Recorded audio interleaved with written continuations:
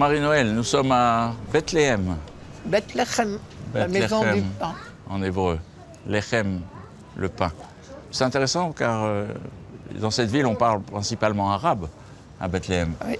Et lorsqu'on entend Lechem Lachmé en arabe, c'est pas tout à fait le pain, c'est la viande, la chair.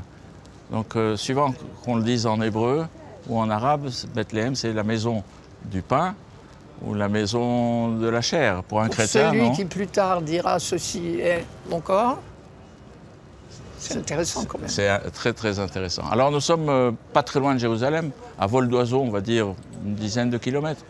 D'accord, c'est la même ligne de crête. Nous sommes sur la même ligne de crête et de la même manière que le désert de Judée était aux portes de Jérusalem, il était aussi aux portes de Bethléem. Et nous sommes là devant la basilique de la Nativité, devant cette façade. Alors une façade qui rappelle plus celle d'une forteresse, regardez ces contreforts, qu'à une façade d'église.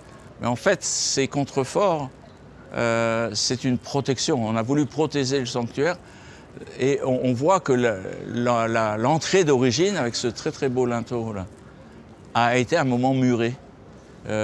Pourquoi? Pour des raisons de protection. Nous sommes, on a dit, aux portes du désert. Il était fréquent jusqu'à pas très très longtemps que les nomades faisaient monter vers les villes qui étaient sur les crêtes et pouvaient faire des razzias, piller les maisons, les sanctuaires. Donc en rapetissant la taille de l'entrée, je vais empêcher le pilleur d'entrer avec son cheval. Et on voit qu'il y a une véritable histoire de l'église à travers ces portes. Donc la porte d'origine de la toute première église qui va être murée, ensuite une seconde porte avec cette ogive qui elle est médiévale, qui va elle-même être murée jusqu'à ce que nous arrivions à... C'est très étonnant pour protéger une petite grotte et un bébé. Ça. Alors c'est vrai que pour entrer dans l'église, on doit se baisser. On va être obligé de faire preuve d'humilité. Tout à fait. C'est inélégant l'entrée. Sinon, on se cogne la tête et les pieds. Alors, cette église, l'église dans laquelle nous entrons, est une église très très ancienne. C'est même une des plus anciennes églises au monde, église en fonction au monde. Ah oui. D'accord. Elle date de l'empereur Justinien, l'empereur... 6e siècle, ça, non? 6e siècle. Justinien, ce même Justinien qui construit Sainte-Sophie à Constantinople, l'Istanbul d'aujourd'hui. C'est donc une église très très ancienne. Elle recouvre une grotte qui, dès les tout premiers siècles de la chrétienté, est vénérée comme le lieu de la naissance de Jésus. Cette église si ancienne n'est pas la première construite en ce lieu. La première a été construite par l'empereur Constantin et sa mère, l'impératrice Hélène, se convertissant au christianisme, vont construire les premiers sanctuaires de la Terre Sainte. La première basilique à Jérusalem du Saint-Sépulcre. Les Léonards. Sur le mont des Oliviers. Une église à tout près de Hébron, à Mambré, et une première basilique de la Nativité ici. Alors pourquoi nous ne voyons pas cette église? Parce qu'elle a été détruite, d'où la nécessité de la rebâtir au VIe siècle. L'église de Constantin a été détruite au début du VIe siècle lors d'une révolte samaritaine. La Samarie est loin d'ici que je sache. Nous ne sommes pas en Samarie, vous avez raison, nous sommes en Judée. Mais la révolte samaritaine contre l'Empire byzantin chrétien a dépassé un peu les limites. Et c'est au cours de cette révolte qu'ils vont détruire cette basilique, d'où la nécessité de rebâtir une nouvelle église. Donc en entrant aujourd'hui dans l'église, nous entrons dans l'église de Justinien. Nous verrons qu'un peu plus tard, des aménagements vont être faits dans cette église, par exemple au XIIe siècle de notre ère. Donc nous allons entrer et donc faire attention à la tête et nous baisser je vous suis. Pour entrer. Alors allez-y, vous allez. Je vous suis, j'ai peur. Vous avez peur, donc oublions un instant la galanterie. Voilà. C'est là qu'on est content de ne pas avoir mangé trop de soupe. Je vous aide. Merci beaucoup. Voilà, allez. Nous entrons maintenant dans la basilique. C'est magnifique de la voir vide. C'est effectivement très très rare. Magnifique. Alors là, on voit qu'on est chez des orthodoxes, clairement. Avec tous ces ostensoirs, tous ces... Et surtout, l'iconostase. C'est merveilleux. Alors les les mosaïques au-dessus de nos têtes, ainsi que les fresques sur ces colonnes, sont du XIIe siècle. Nous sommes au temps des croisades, dans l'époque du royaume latin de Jérusalem. Le bâtiment est déjà là. Les croisés n'ont pas eu à rebâtir cette église, mais ils vont la redécorer, lui redonner une splendeur. C'est très impressionnant, je trouve, moi, le contraste entre l'humilité de la grotte, enfin ce qu'on appelle la grotte qu'on va voir, et la naissance d'un nouveau-né, voilà, qu'on met dans une mangeoire, et ces édifices, c'est toujours un petit peu surprenant. Il y a la gloire de Dieu aussi qui est dite. Mais, ça fait penser à Saint Jean. On parle tout le temps de Jésus de Nazareth, et pourtant il naît à Bethléem. Oui, mais parce que ses parents ont été obligés de se déplacer ici pour un recensement. Donc ils sont venus ici, voilà, au hasard du recensement, et il se trouve qu'elle accouche ici. Mais que nous, plus tard, ça nous intéressera de beaucoup qu'il soit né à Bethléem, parce que le Messie doit naître à Bethléem. En fait, Jésus doit naître à Bethléem, recensement ou pas. Ou alors absolument, parce que sinon, il ne peut pas être le Messie. Parce que Bethléem, c'est avant tout... La ville de David, et donc le père du Messie, l'ancêtre du Messie promis.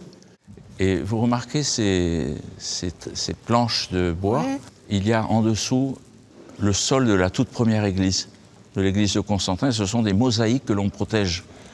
Et alors, on les ouvre, quelquefois on va en ouvrir une, et la semaine d'après on la referme et on en ouvre une autre. C'est une manière de protéger. Donc il y a des traces visibles de la première strate, si vous voulez, du IVe siècle. Donc on a un peu toute l'histoire du sanctuaire ici. On a la grotte qui est à l'origine de tout, c'est le point de départ. Ensuite, il y a une première église dont les seuls vestiges visibles pour nous, ce sont ces mosaïques. On a l'architecture elle-même qui est justinienne, du VIe siècle. La décoration faite au temps du royaume latin de Jérusalem. Ici, ce sont les conciles œcuméniques. Quand on essaye de déchiffrer un petit peu le grec, les premiers conciles qui sont représentés là. De ce côté-ci, c'est plutôt la généalogie de Jésus, d'accord, et des fresques avec représentant des saints, des pères de l'Église, d'Occident et d'Orient.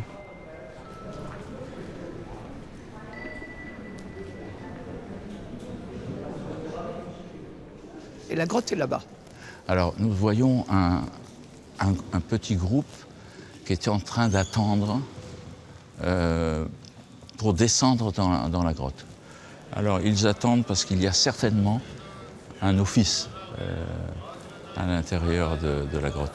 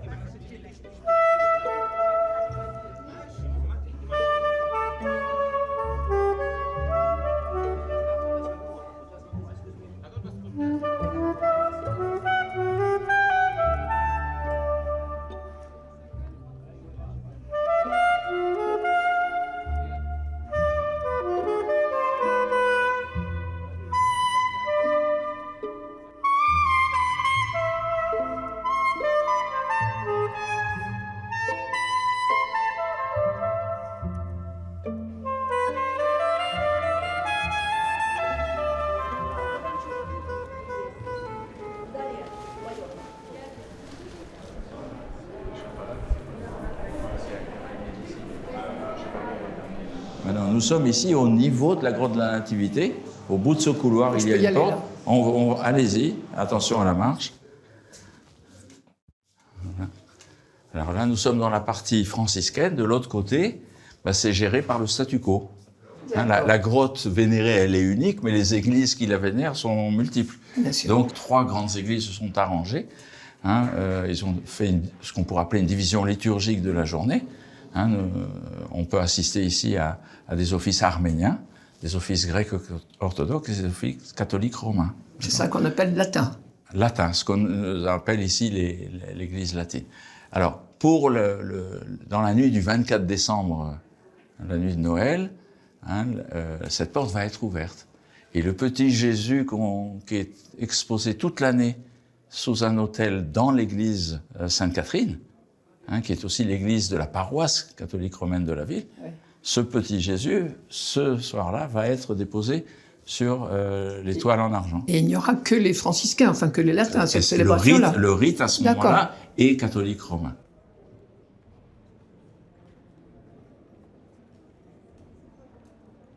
Vous parlez tout le temps de grotte, et en fait, moi, si je lis l'Évangile, il n'est pas du tout question de grotte. Vous avez absolument raison, mais c'est pas moi qui parle de grotte, c'est la tradition. D'accord. Il est vrai que dans les textes, on ne parle pas de grotte. On parle de salles communes dans l'hôtellerie, on parle, moi je pense que c'est peut-être un caravansérail, j'en sais rien. Ou la pièce où on reçoit les autres. Oui, voilà. Ça. Mais il est vrai que dès les tout premiers siècles, la tradition s'est fixée dans une grotte. Alors une grotte qui n'a plus tout à fait l'air d'une grotte aujourd'hui, parce que défigurée par 2000 ans de vénération. Par moi, contre, ça me plaît bien qu'il y ait 2000 ans de vénération. Aussi. Il y a encore des chrétiens. Si cette grotte n'avait pas été justement défigurée, il n'y aurait rien à vénérer aujourd'hui. Elle serait restée une grotte anonyme parmi d'autres, comme des dizaines d'autres grottes que l'on trouve dans cette région montagneuse. Attention. Et ceci étant, je suis sûr qu'il n'est pas né dans une grotte. Ah, ça... Ni un 25 décembre. Parce que le 25 décembre, il n'y a pas des bergers dans les champs. Je n'y étais pas. Vous n'y étiez pas. Ah, voilà. La grotte suivante s'appelle la grotte de Saint-Jérôme. Est-ce qu'il n'est pas enterré là? Alors, il y a des tombes creusées dans le rocher que la tradition identifie comme la grotte de Saint-Jérôme et de deux de ses disciples. Oui, oui. Deux disciples femmes. J'ai oublié le nom. Paul et Eustachie, si je... Oui, parce que Jérôme est venu de Rome à Bethléem. Il vient ici, il apprend l'hébreu et il a traduit tout l'Ancien Testament, évidemment à l'époque, d'hébreu en latin. Et ça a donné la Vulgate. La Vulgate. Alors, on fait souvent l'erreur de dire que la Vulgate est la première traduction non, il y en a une latine. Avant. Avec tous latina. Mais en fait, l'Église se retrouve avec des versions différentes du texte latin. Ce que nous avions avant les travaux de Jérôme, c'est des traductions latines de l'Ancien Testament, par exemple, mais qui étaient elles-mêmes des traductions du grec. L'originalité des travaux de Jérôme, c'est qu'il part directement de l'hébreu. Alors pourquoi il vient à Bethléem? Justement pour apprendre l'hébreu auprès des communautés juives de Bethléem. C'est magnifique, hein, cet effort.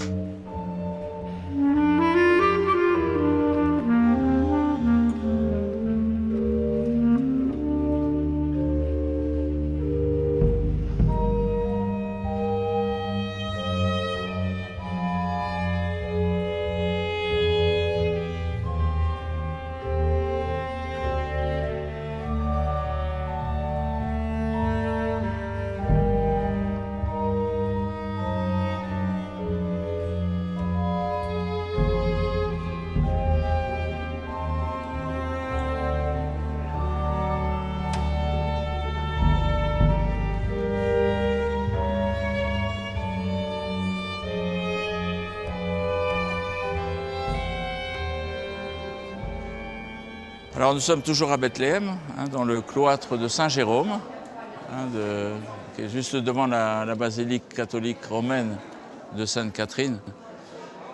Donc Bethléem, c'est aussi la ville de David. Tout à fait. Vous avez une prophétie de Michée d'ailleurs, qui annonce, toi, Bethléem, Ephrata, tu n'es pas le plus petit des clans de Juda. Michée, chapitre 5, je vous lis juste quelques lignes, je pense que c'est bien. Et toi, Bethléem, Ephrata, trop petite pour compter parmi les clans de Juda, de toi sortira pour moi celui qui doit gouverner Israël. Ses origines remontent à l'Antiquité, aux jours d'autrefois. Il se tiendra debout, il fera paître son troupeau par la puissance du Seigneur, par la majesté du nom du Seigneur, son Dieu. Lui-même, il sera la paix. Alors ça, c'est toute une attente extraordinaire qui pèse sur Bethléem désormais. Et quand l'évangéliste nous dit que Joseph est allé pour le recensement dans la ville de David, qui est son ancêtre, à Bethléem, tout de suite, on rêve. Donc c'est pas par hasard. Ah non. C'est pas uniquement le recensement. C'est d'ailleurs une des raisons pour lesquelles certains ne voudront pas imaginer une seconde qui serait le Messie. Il vient de Nazareth. On sait que de Nazareth, rien ne sortira jamais de bien. Et le Messie doit venir de Bethléem à cause de Michée. Alors, personne ne sait qu'il est né à Bethléem, au temps de sa vie publique, personne. L'état civil n'est pas si précis que ça, j'imagine. Et donc, le Nazaréen ne peut pas être un Bethléemite, n'en parlons plus, quoi. D'où l'importance de la généalogie dans l'Évangile, de la généalogie Alors, de Jésus. cette énorme généalogie, on en a une chez Matthieu, on en a une chez Luc. Elles ne vont pas dans le même sens, mais c'est très important d'entendre justement qu'il est... Jésus est lointainement fils de David. Par Ruth, la Moabite. Alors moi, ça m'amuse. Une étrangère. Une étrangère. Et au temps où le livre de Ruth a été écrit, l'histoire de Ruth se situe au temps des juges, c'est-à-dire à une époque où Israélites et Moabites peuvent être alliés. Mais au temps où le livre est écrit, au contraire, les Moabites sont des étrangers et on les déteste. Et je crois que le livre de Ruth est écrit à ce moment précis pour dire, mais quand même, il y en a des qui sont bien. Ruth, la Moabite, elle, il faut rappeler l'histoire, hein, les beaux-parents de Ruth, Elimelech et Noémie, qui sont des gens de Bethléem, justement, dans un temps de famine. Elimelech et Noémie partent en Moab, ils s'y installent, ils ont 2 fils, Mahlon et Kilion. Alors c'est intéressant, parce que Mahlon veut dire langueur, et Kilion veut dire fragilité, donc ils ne sont pas promis un grand avenir. Ils vont se marier tous les deux, Mahlon avec Ruth, une Moabite, et Kilion avec une autre Moabite, Orpa. C'est intéressant, Orpa, ça veut dire la nuque. On va voir pourquoi. Et donc, ils se marient, ils meurent tous les deux, Elimelech meurt, les 3 hommes sont morts, restent les 3 femmes. Noémie, à ce moment-là, veuve, qui n'a plus d'enfants, n'a plus qu'une chose à faire, c'est rentrer chez elle, à Bethléem. La famine a cessé, heureusement. Elle rentre à Bethléem et elle dit à ses filles, ses belles-filles, votre seule chance, c'est de retourner chez vos parents. Orpa tourne le dos et part, et c'est pour ça, la nuque, on lui voit sa nuque. Au ref. Voilà, au ref. Et Ruth, au contraire, et c'est là qu'elle va être donnée en exemple, Ruth va dire à sa belle-mère, il y a un texte qui est magnifique, hein, où tu iras, j'irai, ton peuple sera mon peuple, ton Dieu sera mon Dieu. Alors, entre parenthèses, je crois, mais vous me reprendrez, je crois que quand on déménage, on change de Dieu. Parce que la théologie régnante, c'est que les dieux règnent sur des territoires. Donc déménager veut dire changement de religion. Ce n'est pas tellement étonnant qu'elle le dise, mais on aime par la suite dire, regardez cette belle fille. Alors on aimerait tous que nos belles filles nous parlent comme ça. Cette belle fille extraordinaire qui n'abandonnera pas sa belle-mère veuve et qui la suivra jusqu'en Bethléem. C'était en fait une vraie profession de foi. Ah, c'est formidable. Venant de la bouche d'une étrangère. D'une étrangère. C'est pas la première fois dans la Bible. Non, et c'est volontaire, je pense. À quelle autre fois vous pensez? Moi, je pensais à Jéricho, à Rahab. Ah bah oui, Rahab, qui est aussi dans la généalogie de Jésus. Qui est aussi dans la généalogie de Jésus. Oui, ce qui n'est pas une femme de grande vertu, quand même. Mais elle est dans la généalogie de Jésus. Oui, on aurait pu gommer tout ça. Oui, c'est ça et que j'admire. on a décidé de le garder. Et on a gardé et elle a, elle aussi une profession de foi. Oui. Hein, peut-être même la première en terre promise avant d'entrer. Pourquoi vous parlez de profession de foi? Parce qu'elle reconnaît l'unicité de ce Dieu et son geste, d'une certaine manière, et même dans la tradition juive, dit qu'il était inspiré. Alors, si elle reconnaît l'unicité de Dieu, ça veut dire que le texte est tardif. Tardif. On a mis très longtemps à le découvrir, que Dieu était unique quand même. Il a d'abord été mon Dieu. Oui. D'accord, mon Dieu à moi, opposé aux autres. Opposé aux autres dieux. Mais il faudra un long chemin pour que ce Dieu national, on pourrait dire, devienne le Dieu unique. Ben, je crois que c'est au temps de l'exil à Babylone qu'on a découvert certainement. Je reviens à Ruth, parce que donc Ruth va épouser Boz, qui est un riche propriétaire de la région de Bethléem. Boz est célibataire, âgé et riche. Noémie se dit « Ah, ça pourrait être intéressant ». Et Ruth, qui est une belle fille parfaite, on en rêverait, part glaner pour sa belle-mère qui est à l'âge de se reposer, et elle va glaner mystère, providence peut-être, dans un champ qui appartient à Boz. Et Boz prendra soin d'elle, je la fais courte, il finira par l'épouser, racheter les champs qui appartiennent à Noémie, et du coup donner une descendance à Elimelech. Quand on rachète la terre et qu'on épouse la jeune femme, on donne la descendance au maître de maison. Et donc Ruth et Boz, les voilà, ils auront un fils, Oved. Oved, ça veut dire serviteur de Dieu. Et Oved aura un fils, Jessé, et ensuite David. Alors Jessé, ça m'amuse, parce que souvent on dit que quelqu'un est important parce qu'il est le fils de quelqu'un. Jessé, non. Il est important parce qu'il est le père de quelqu'un, il est le père de David, c'est amusant. Alors bon, je m'arrête, mais quand même... Bose, c'est le Bose de Victor Hugo. Absolument, et justement, j'ai envie de vous lire juste une phrase que j'adore, parce qu'on va dans l'avenir, dans la suite, parler de l'arbre de Jessé, c'est-à-dire la dynastie qui va naître de Jessé. Et Victor Hugo, dans La légende des siècles, a une phrase que j'ai copiée, que je trouve absolument admirable. « Bose vit un chêne qui, sorti de son ventre, allait jusqu'au ciel bleu. Une race y montait, comme une longue chaîne. Un roi chantait en bas, en haut mourait un dieu. » C'est magnifique. Magnifique.